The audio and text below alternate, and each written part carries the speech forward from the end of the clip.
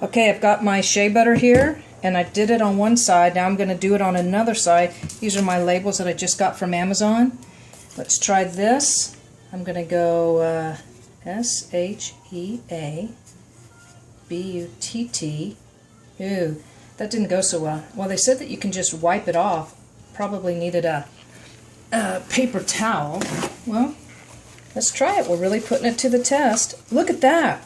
That's so cool. It just came right off. Okay, let's try it again. I'll write smaller.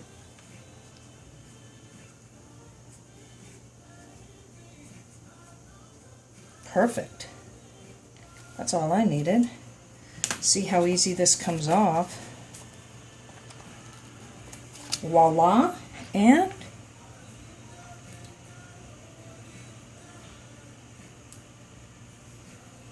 it said that you can, I must have got some stuff on there, but it says you can pull it off and reuse them. I think I'm going to put this just on the top. I think that might even be better.